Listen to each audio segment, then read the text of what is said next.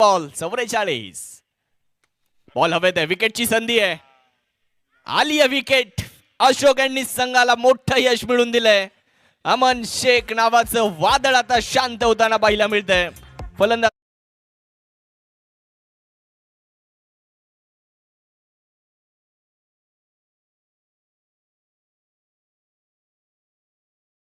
दाखवलंय, परंतु समोर शक्तिमाळी आहेत, त्यांच्यामध्ये देखील ताकद आहे. समोर बॉलला उडवलंय, वाह व्हॉट अ कॅच.